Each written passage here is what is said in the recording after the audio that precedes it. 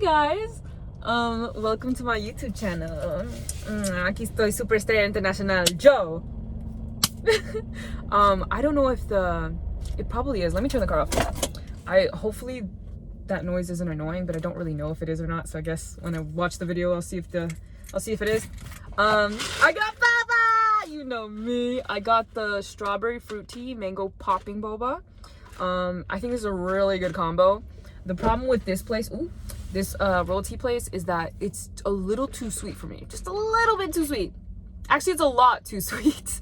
So I'm just waiting for the ice to melt to dilute it a little bit. As you can see, I already drank a lot of it. But I really wanted some. And I got a strawberry mochi nut, which is also super sweet, but it tastes so good. It tastes so fresh.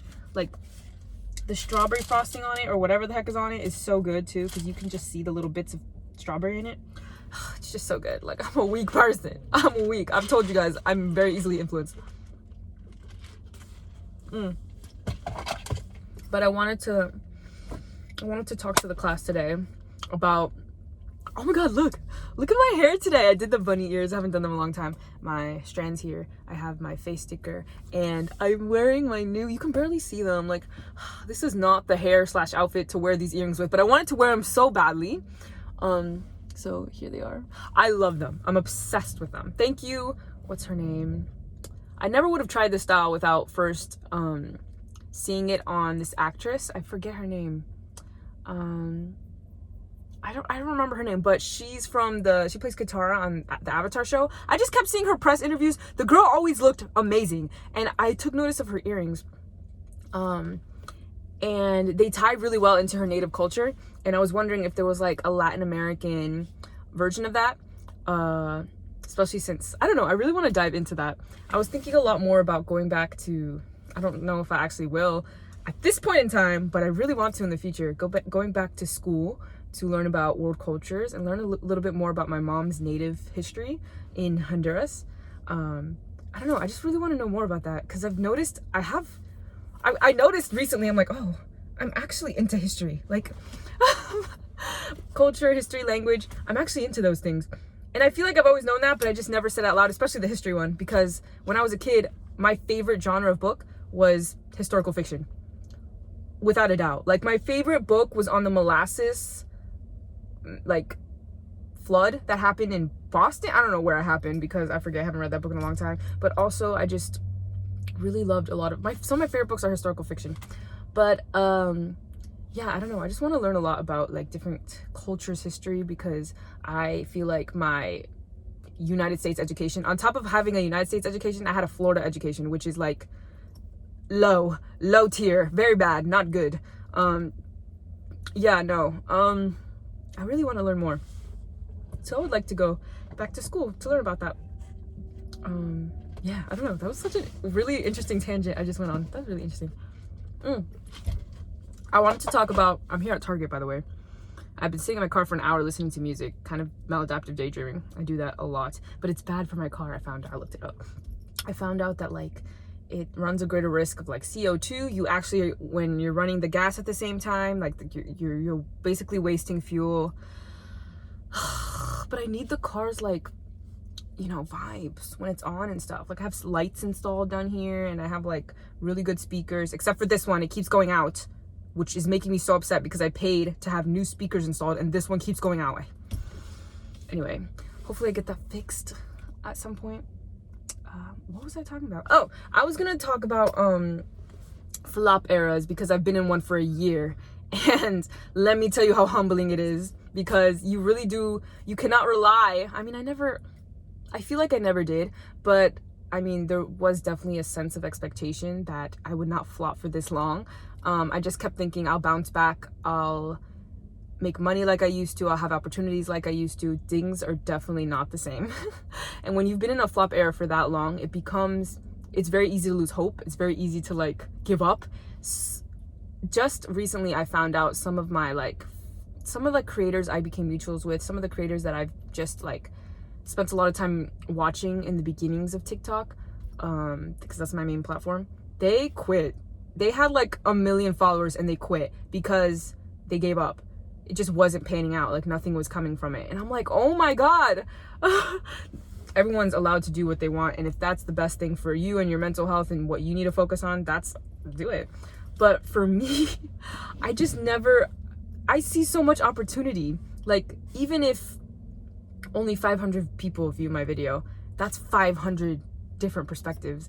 And like, and it's not about not appreciating your audience, but it's very much like there's opportunity in that. Someone sees something I did or said and gets inspired, or I don't know, I'm not trying to like save every soul, but like, I just feel like there's so much opportunity. You can get discovered on a video that has 2 views. Like, it's, I don't know. And I also love creating, and it does make me feel like giving up sometimes, but I know I never will. I just feel super down some days. I'm just like, dang, this is not working. Like, it's been so long. It's been months without a single brand deal. So imagine this. Imagine you have low views. That means if you have low views on a video, you don't get paid because you didn't make any money.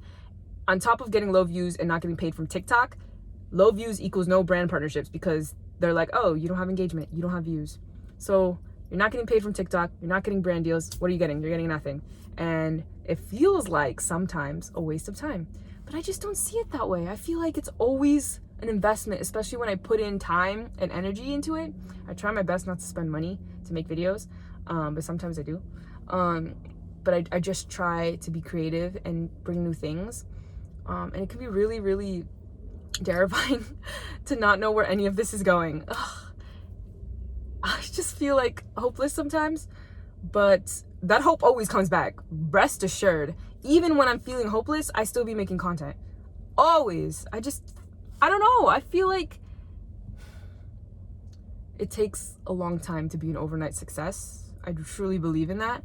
And I like talking to my audience, and I like the community I've built. And I just really like, right now, recently, I've been trying to get to know some like consistent followers' names, not in a weird way, just like in a responsive community way. Don't worry, I'm not private messaging anybody, no. But I just really miss like talking to you guys, and just like, I don't know, I feel like what I have on TikTok and the community I've made is really special, and I feel like that's not an easy opportunity.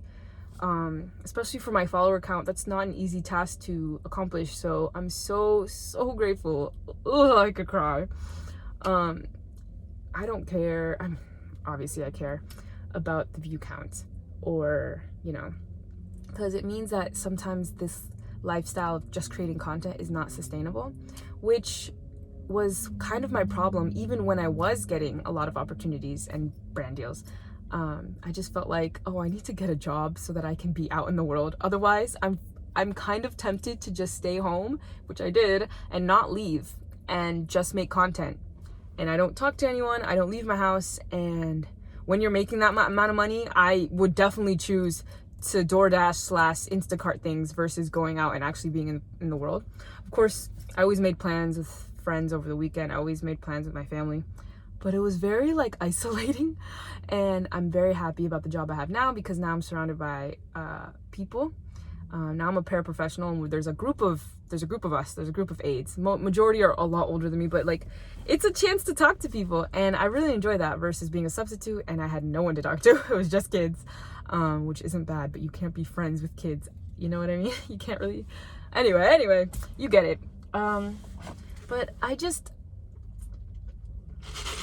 Despite being in a flop era, I feel like I've grown so much, and it can be really humbling when you want to be proud of your work and it's not really showing up on anybody's For You page, and you want to be really proud of what you're doing, and you want to show people and be like, oh my god, look, I'm doing this and I'm doing that and I'm being invited elsewhere, and that's not happening for you. And it can feel like really behind. Like, I've never been invited to an event. I've never had a brand trip. I've never done this, that, and the third.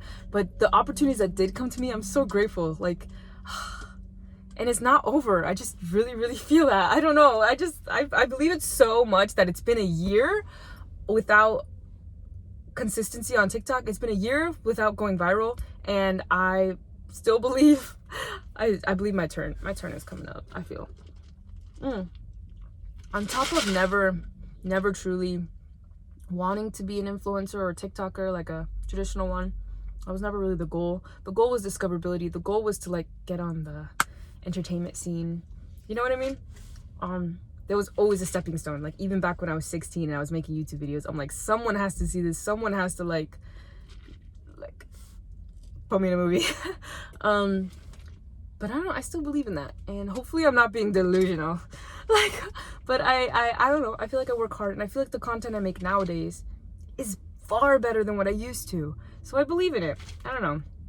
But yeah, flopping is embarrassing and it's humbling, and it's like, especially if you've been doing it for this long, it just becomes, it's really a test of how much do you love this? How much can you take? That's what the real test is. And I still fight. I still do, because I love it, and I believe in it. I don't know. Yeah. But I really want to make one YouTube video a day at least, talking like this, because I think I love these types of videos, and I don't know, like I don't know, I just like these types of videos, and they're easy for me to make because I used to like do hardcore editing on like YouTube videos and vlogs and stuff. Oh, back when I was 16, I was making the craziest things on YouTube. I was doing like short films, edits, music, like I was doing all of it, and it took forever. And I was using things that I could afford at 16, which was $0.00. So that was a lot of work. And I don't necessarily think that made my content better. I really, really enjoy content like this where it's just talking. So yeah, I think I'm just gonna keep sticking with that. It's something accessible to me. It's something that I'm able to do. That's why TikTok was so easy, because I could just pick it up and go and press record and post it. And that's how I want YouTube to feel. So if this is the only way that I can get videos out, then I'm gonna do it like this, if that makes sense. But like I said, I've been sitting in this parking lot for an hour. I got here at 5. I got here at 6. What time is it? I have my other phone, which is still locked, by the way. It's 6:52. Yeah, I've been sitting here for an hour. Yeah, my phone is still locked. I have to deal with that. I think I might have to sell it and get a new phone, which is so sad because it's brand new. That's crazy. Oh my god, stupid Spectrum. Anyway, I'm not gonna get into it. Maybe that'll be tomorrow's YouTube video. I'll definitely look into that and I'll find out more. Okay, bye. Thank you so much for watching. Okay, I'm going to Target now.